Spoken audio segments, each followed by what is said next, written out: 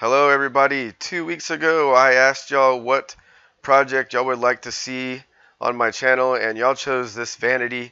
It's been 2 weeks, but here it is. It's finally done. I'm sorry this video is so long, but I just wanted to make sure that I could show y'all as much as possible on this project.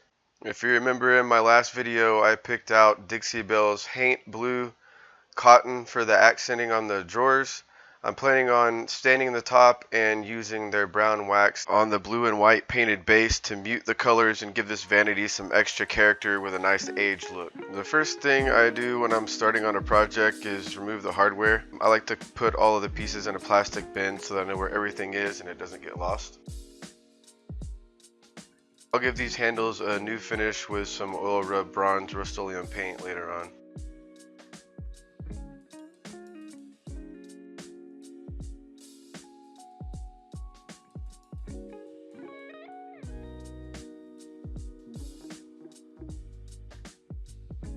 The lady that I bought this from had already done some sanding on the top. Older pieces like this usually sand pretty easily, so I decided to use my sander rather than stripper. It has some gouges in the wood here. I'll just use a stainable wood filler to fix that.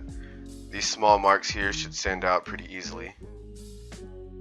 To sand the top, I'm starting with the 120 grit sandpaper on my sander. These discs just velcro right onto the sander. I'm not pressing down hard when I'm sanding, I'm just letting the sandpaper do all the work. It's important not to press down or move too fast or you'll get swirl marks in the wood. Sometimes you won't notice these until you've applied the stain.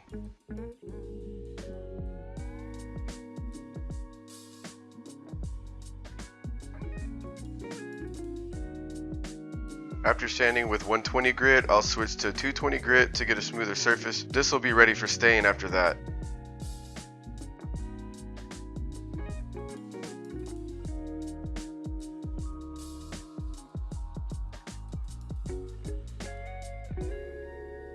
I usually like to sand the edges by hand, but the shape of the edge on this top seemed like it had enough room for my sander if I didn't get too crazy. This is where a lot of swirl marks can happen, which is why I prefer sanding by hand. I still have the 220 grit sandpaper on at this point, but I wouldn't recommend doing this with 120 grit.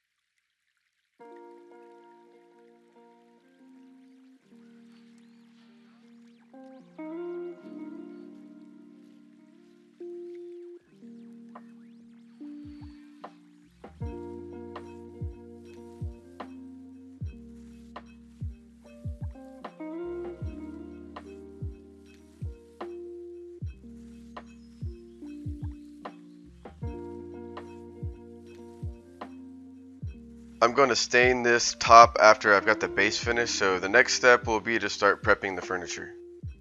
To clean this piece, I'm going to be using Dixie Belle's White Lightning Cleaner.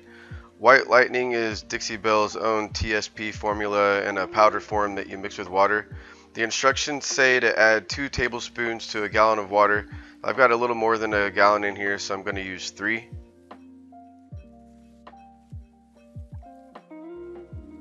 You can just stir it up and then it's good to go. Removing dirt and grime is an important part of the prep process that you shouldn't skip. If dirt was on this piece when I painted it, the paint job wouldn't hold up as well over time since the paint needs a clean, non-oily surface to stick to. Oily stains and grime will often bleed through your paint, also causing discoloration, and the only way to fix this is to remove the grime.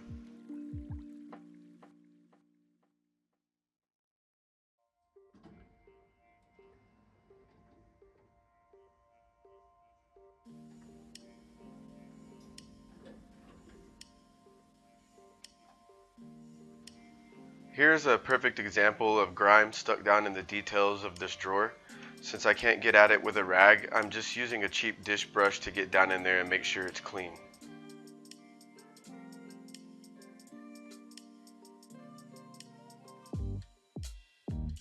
The drawer on the bottom left isn't dirty. It got some water damage in the past and it's just a little discolored. Now that the drawers are done, the body gets a white lightning wipe down. This is about all the prep I'm going to do on this piece. Dixie Belle chalk paint doesn't require sanding, although you can if you want to. If this furniture was newer and had a glossier finish, I'd probably go ahead and sand it or use Slick Stick from Dixie Belle. I haven't tried it yet, but I know it's an option for those that can't or don't want to sand. I've had a lot of good luck with Dixie Belle so far, so I feel pretty confident in skipping sanding on this piece. I also don't want to force myself into having to use extra coats of primer to block in bleeds.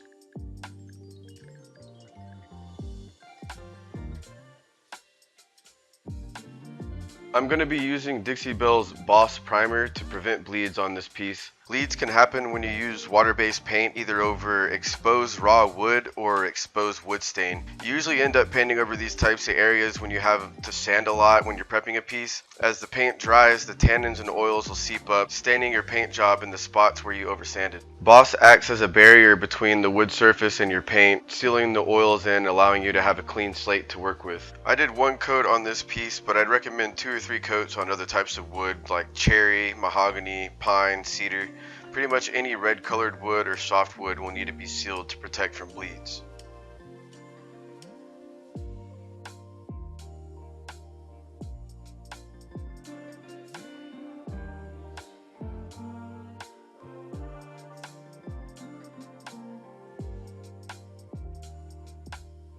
After the primer dries, I'm ready to paint. I chose Haint blue for this piece, but I'll be applying a brown wax over it later so it won't be so bright. I'm looking to get more of like a dirty, aged, or antique look.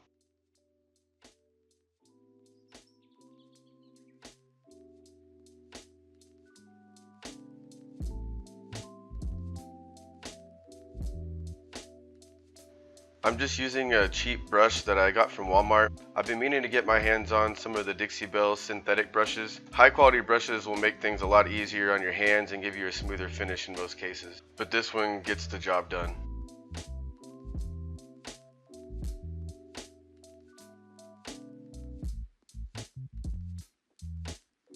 This is the second coat of paint and it was pretty much all that I needed. This paint covers pretty well. I rarely had to do more than 3 coats. I did make sure to get inside the areas where the drawers go so that there wasn't a distracting brown color showing on the sides.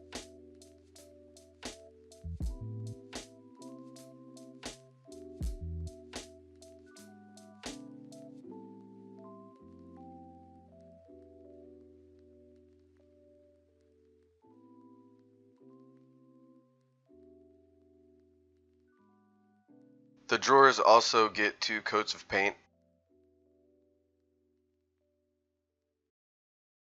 Chalk paint tends to dry fast compared to latex paints. Since it was nearly 90 degrees when I painted this, I was able to turn my fans on for more air circulation, which allowed each coat to dry in roughly 20 minutes.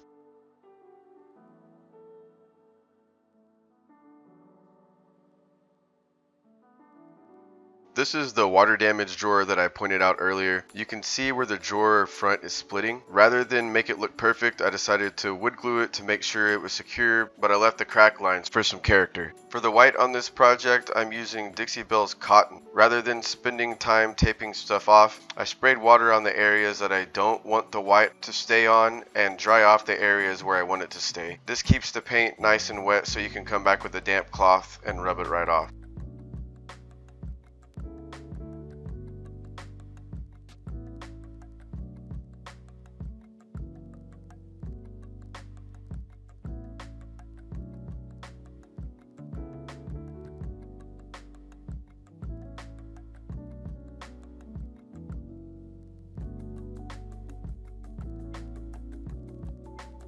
Here's another example on how you can do this rather than using a spray bottle. Rub a damp rag on the areas where you want to rub the paint off.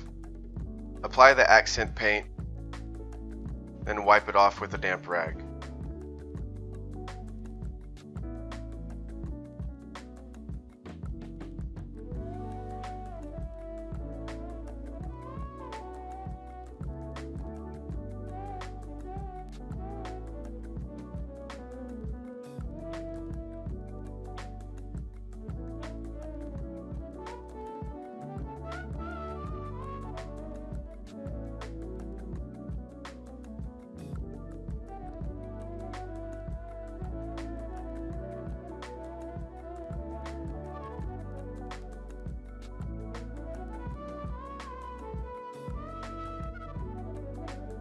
I use the same technique on the drawers.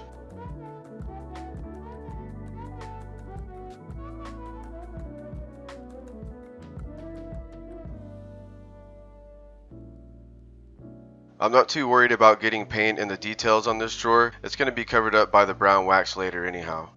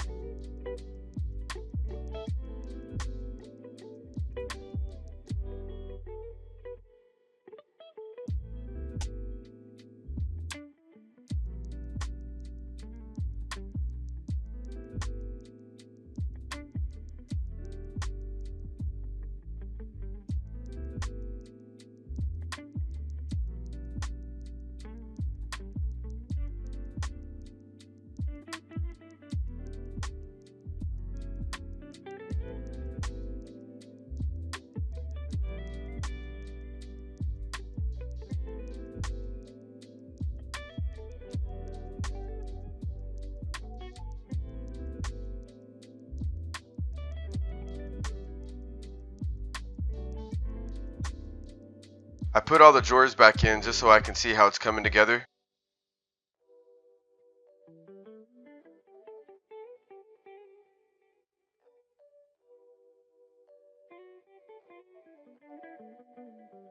And here's what it'll look like once I put the brown wax on it. Here is Dixie Belle's Best Dang Brown Wax. I've used this on several other pieces. It's a great alternative to using wood stain as a glaze like I'm used to. It's very easy to use. Under normal conditions, you need to brush or wipe it on, let it dry for about 10 or 15 minutes, then buff it off. Since it was very hot on this day and I had my fans on, things were drying faster, so I pretty much wiped it off right away. Also, since it's water-based, I was able to use my spray bottle to keep my furniture surface wet and spread the wax around easier. This gave me a little bit more of a working time with the wax.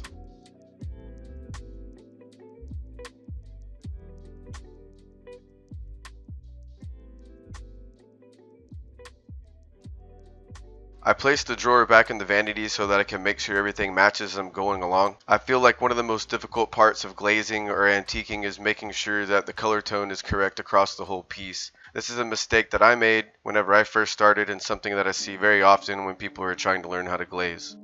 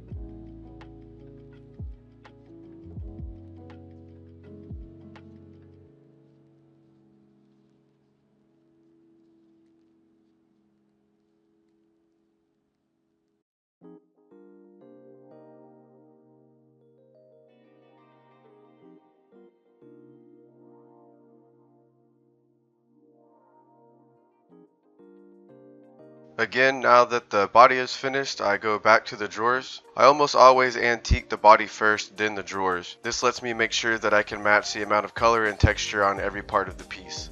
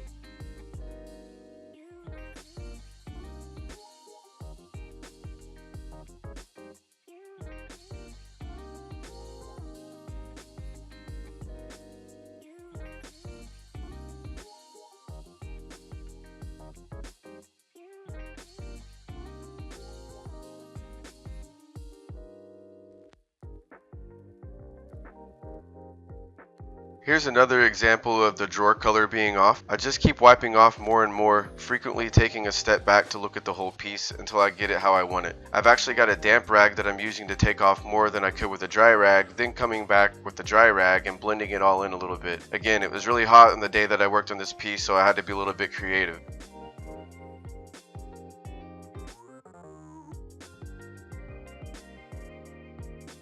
So it's finally coming together. All I have left to do now is stain the top, give the whole piece a top coat, and finish up with the hardware. Since I had tape on this piece for a few days and it was hot, I decided to give it one final sanding with 220 grit after removing the tape. The reason I did this is because tape can sometimes leave behind a thin residue if it's left on for a long time. In this instance, it could have created an odd looking border when I applied the stain. For the top, I'm using Dixie Belle's No Pain Gel Stain. I actually added mineral spirits to this a while back for other purposes, so it's not really much of a gel stain anymore, but I actually preferred it because it had a longer working time in the heat. Unlike other stains, Dixie Belle's gel stain doesn't have to sit for 10 or 15 minutes before being wiped off. I just brush it on and wipe it off.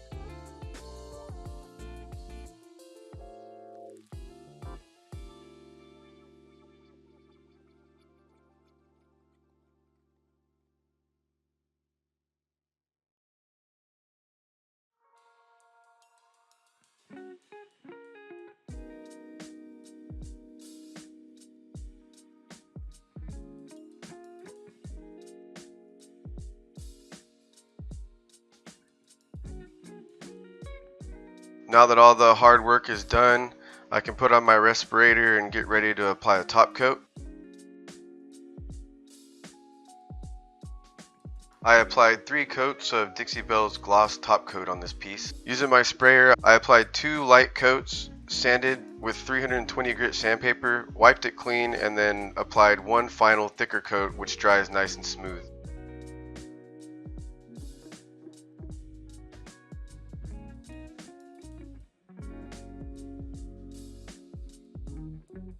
This is the last coat. You can see that I'm applying it thicker, which gives it a wet appearance. As long as you don't have any dust or insects flying around, it creates an amazing finish.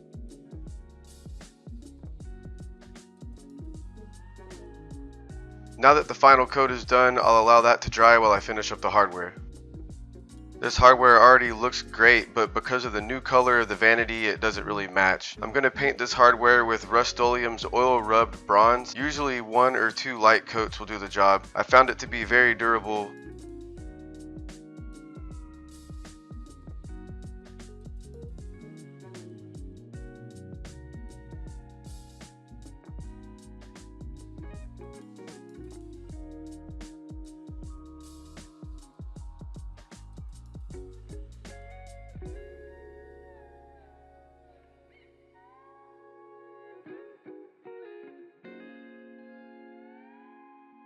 Once the hardware dries after about 20 or 30 minutes, it goes back on, and this $25 garage sale Vanity is ready for a new home.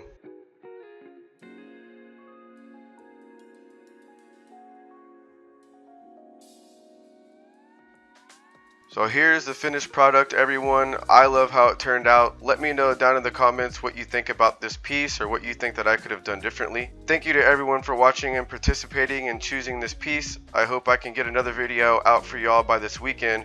Please share my videos, subscribe below, hit the bell for notifications so you don't miss out on my next video, and I'll see y'all later.